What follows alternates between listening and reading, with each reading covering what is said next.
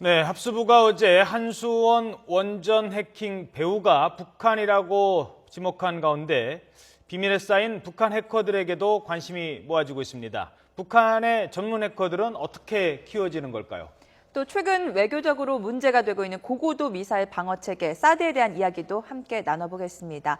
신인균 자주국방 네트워크 대표, 북한의 해커 양성대학으로 알려진 미림대학 출신의 장세율 결해열 통일연대 대표 함께합니다. 두 분 어서 오세요. 안녕하세요. 안녕하십니까. 자, 먼저 어제 그 합수부 발표에 의하면 그 북한의 소행이다라고 했는데 뭐 그동안 정황만 있었지 구체적인 어떤 이렇게 혐의점을 찾을 수 있는 거를 잘 몰랐거든요. 전문가가 보시기에는 북한의 소행으로 볼 수 있는 이유가 뭡니까? 우선 이 원전 자체는 북한 사이버 공격 목표입니다. 예. 그래서 이제 북한에는 이제 군뿐이 아니라 네. 사회의 어떤 인프라, 통신망이라든가 그리고 이제 금융, 언론 그리고 이제 전력망 이 자체 모든 이제 전산망에 관한 이런 이제 공격을 할 수 있게끔 규정이 되어 있습니다. 그래서 사이버 부대 자체의 임무라고 하면은 여기에 한미연합사 무슨 이제 지령실이나 이런 게 아닙니다. 청와대뿐만 아니라 모든 이제 사회의 주요 그런 이제 시설들 여기 자체가 사이버 공격 목표로 설정이 되어 있기 때문에 이번 원전도 분명 북한의 사이버 공격의 목표로 지정된 것이기 때문에 더군다나 이제 가능하고요. 네. 그리고 또 이제 과학적으로 이제 발표됐습니다만 일단 이제 북한에서 이제 사용을 하는 그 이제 코드와 좀 유사한 점. 코드라는 건 어떤 거죠?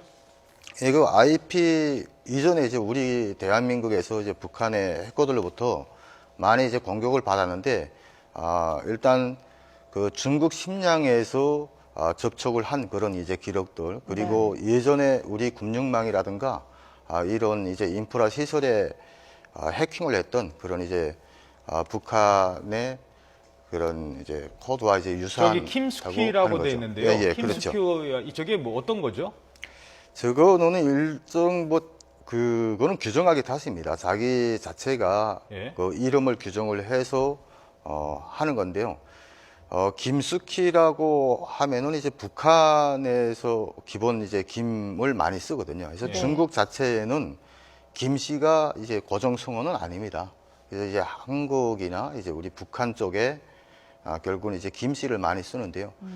북한 사람들이 위주로 이제 많이 쓰는 기가 이제 김씨. 저게 정도거든요. 2013년도에 러시아 보안 회사가 이제 북한에서 만들었다고 추정한 악성 코드잖아요. 김스키라는 그렇죠. 게요. 예. 이번에도 비슷한 방식으로 좀 동작이나 방식이 유사하다라는 거죠. 네, 그렇죠. 네. 그리고 또 하나가 일부 IP가 그 중국 선양 쪽과 관련돼 있다. 이 부분이 또 이제 주목되는 거 아니겠습니까?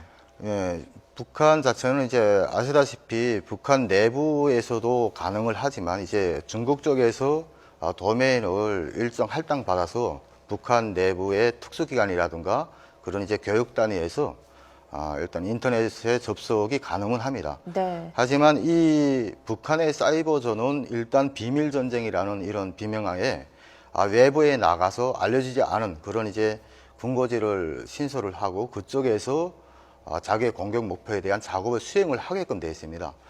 그래 대부분의 사람들이 이제 심양 위주로 이제 무역회사들의 위장 침입을 하는데 뭐 백솔 정보통신 기술회사 뭐 거기에도 이제 들어가는 겁니다. 그러니까 그 사람들은 실제 그 나올 때 말입니다. 이제 비자를 받고 중국에 나올 때 찍힌 거를 보면은 어느 무역회사 직원으로 되어 있습니다. 위장해서요. 예, 그렇죠. 네. 그런데 이제 그 친구를 보면은 저희 미림대학 후배거든요. 어, 그리고 이 사람 자체는 무역회사 다닐 사람이 아닌데. 예, 그렇죠. 어. 이 사람 분명 군인입니다. 근데 이제 3인복을 하고 일단 나오는 겁니다. 나올 때 대부분 또 이름도 또 가명으로 바꿔서 나옵니다.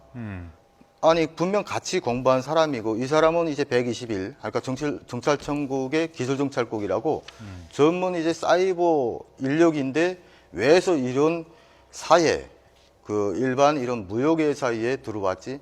물어보면은 맨 처음에는 저 지금 화면에 보면요. 지금 이제 김정은이 이제 학교를 직접 찾아갔는데 미림대가 이제 그 북한의 전문적인 해커 양성 대학이라고 지금 하고 있습니다.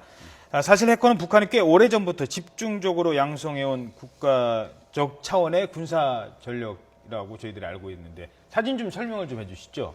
지금 여기에 이제 저 사람들이 해커는 아니겠죠. 저게 이제 미림대는 아닐 것 같고요. 이제 저희들이 자료를 갖다 놨는데 뭐 해커가 얼굴을 공개하겠습니까? 근데 사실 저희 입장에서는 북한에서 저렇게 컴퓨터를 활용한다는 사실 자체가 놀라운 일이기도 하거든요. 일단 어떻게 양성을 합니까? 네. 해커를 어렸을 때부터. 예, 그렇죠. 이게 북한은 80년대부터 일단 그 최고의 수재급들을 뽑아서 저렇게 사이버 인력을 양성을 했는데요. 이제 중학교를 졸업을 하고 그 중학교에서 일단 이제 최고의 수재들을 뽑아서 네. 영재학교가 있습니다. 이제 도에도 있고 평양 이제 금송 1중학교, 2중학교.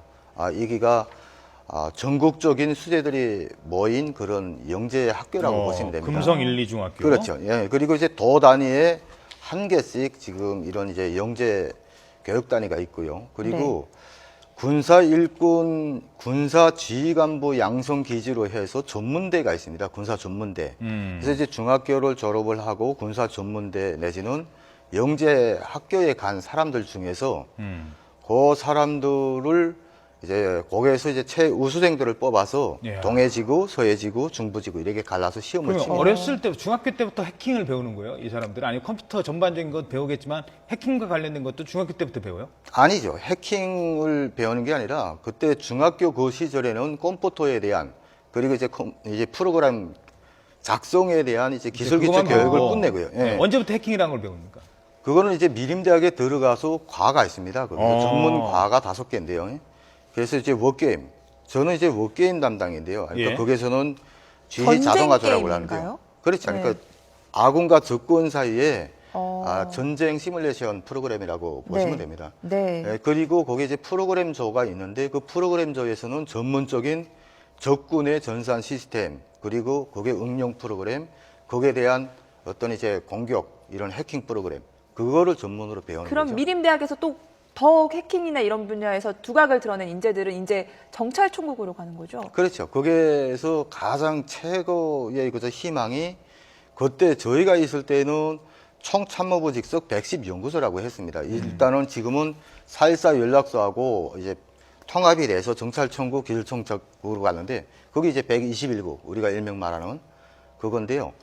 거기에서도 이제 미림대학에서도 이제 해커가 학년에 100명인데 한 25명 정도 됩니다. 25명이요. 그렇죠. 네.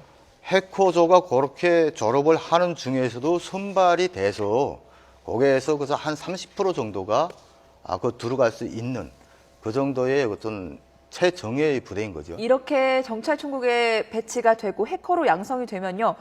굉장히 좋은 삶을 누릴 수가 있다고 들었습니다. 보통 어떤 정도의 직종입니까? 네, 그렇죠. 일단은 지방에 있는 이제 수재들이 거기에 당선이 되고 나면은 평양 거주권을 획득을 합니다. 아무나 살 수 예, 없는 그렇죠. 평양에. 예, 평양에 들어가는 기가 참 지방 출신들은 상당히 어렵거든요. 뭐 집도 줘요? 그렇죠. 예, 집도 우선 주고. 몇 평짜리 줍니까? 그때 맨 처음에 배치받을 때는 그저 일반 군인 그 간부 사택. 그래서 지금 여기로 보면은 한 30평 정도의 집을 받습니다. 그러다가 이제 해외에 나가서 자기의 어떤 작전 임무 이런 거를 수행을 했다. 거기에서 성적을 냈다 하면은 정말 거기는 또 과학자 아파트라고 정찰총국에 그런 이제 사람들이 들어가는 평이 있습니다. 여기 평수로 보면은 그쪽의 평수하고 여기서 재는 평수가 좀 다른데요. 그쪽에서는 한 120평 정도. 그러면은 그저 여기에서는 한국에서는? 한 4, 50평 정도? 50평짜리 그 정도의 집을 무료로. 할당을 받는 거죠. 예. 네. 그리고 중국에서 근무하고 상위 1%의 호화 생활을 누린다. 그럼요. 야. 예, 그러니 뭐 해커가 되고 싶어하는 다들 사람들이 하고 싶어 할 것 같아요.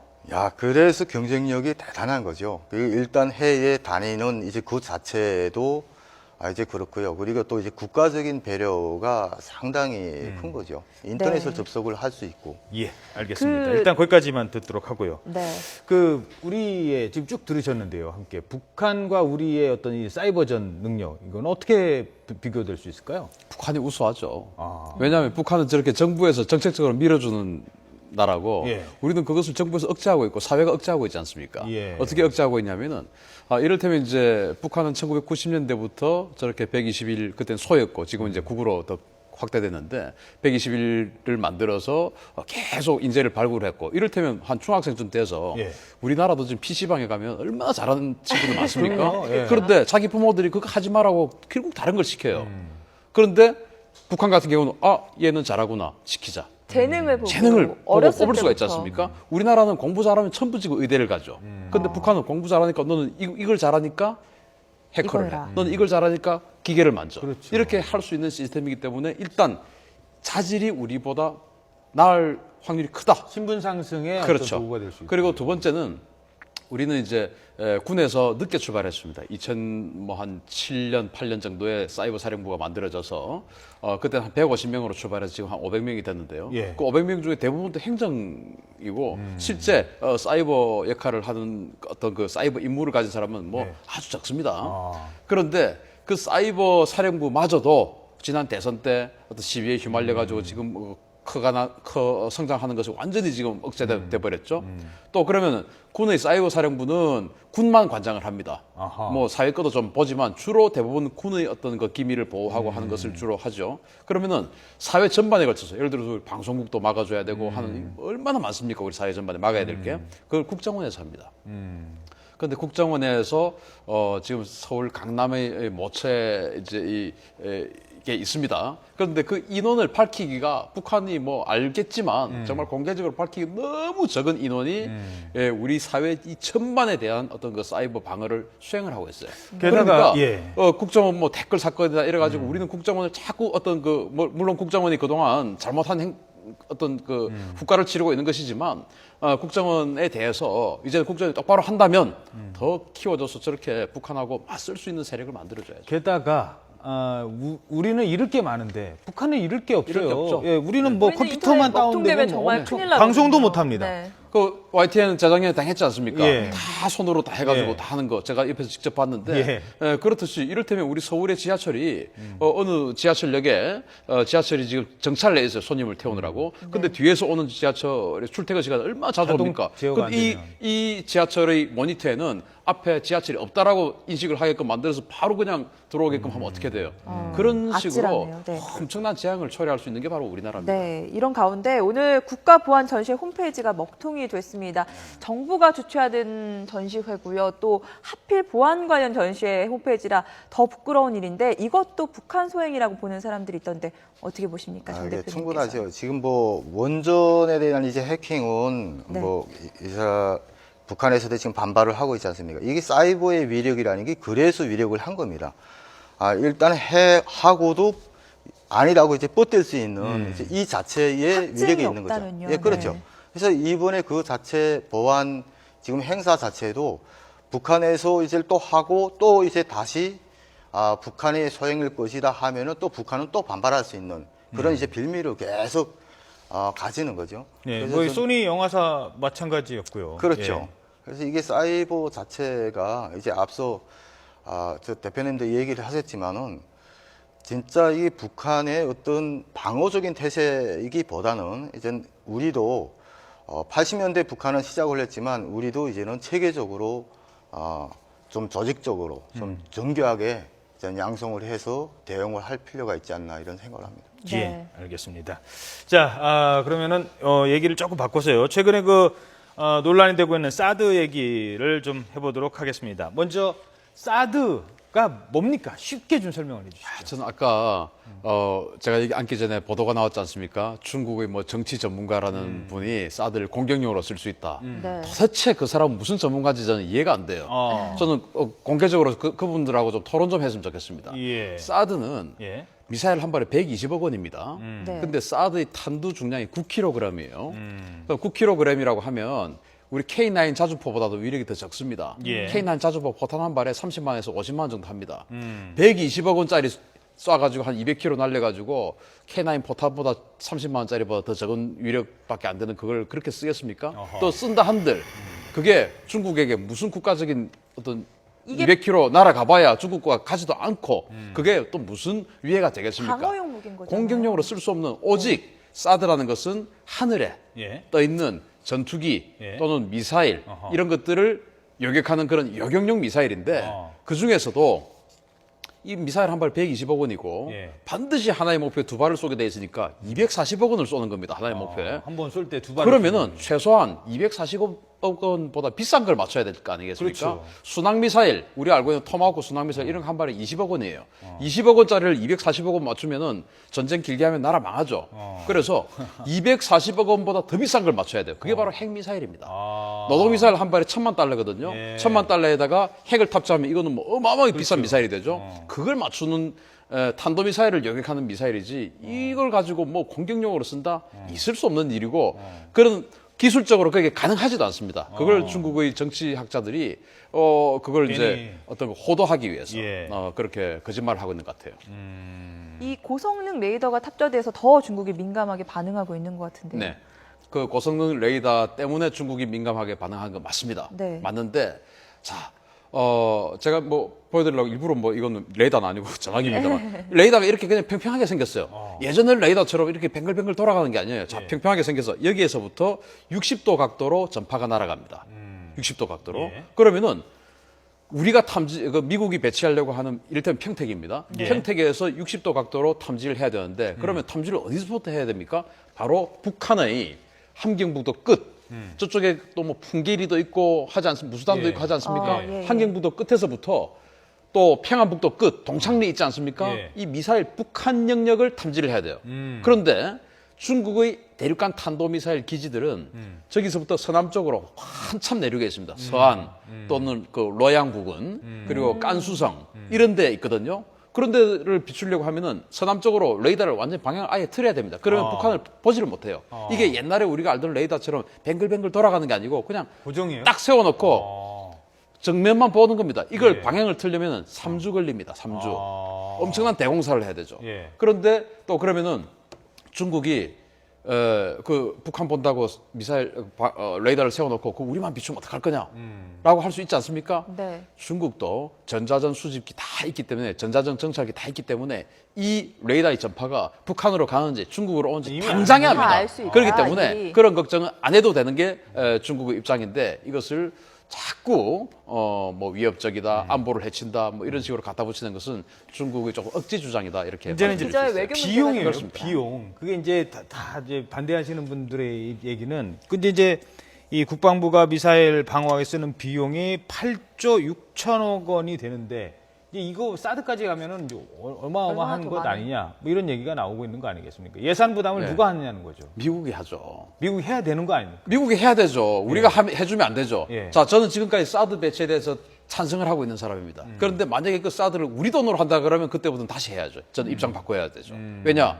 우리 돈으로 할 건데 왜 그러면 이제 그때는 평택이 할 거냐, 뭔가를 할 거냐를 다시 계산해야 되고 또 반드시 사드여야 하는가도 또 논의가 돼야 됩니다. 사드 말고도 그보다 더 성능 좋은 거 있습니다. 이를테면 이지스함에 장착하는 SM3라든지 또 뭐 사드 뭐 여러 가지 중에서 이제 선택을 해야 되죠. 반드시 사드는 아니죠. 그러면은 미국이 자기네들 기지에 지금 명분이 그렇지 않습니까?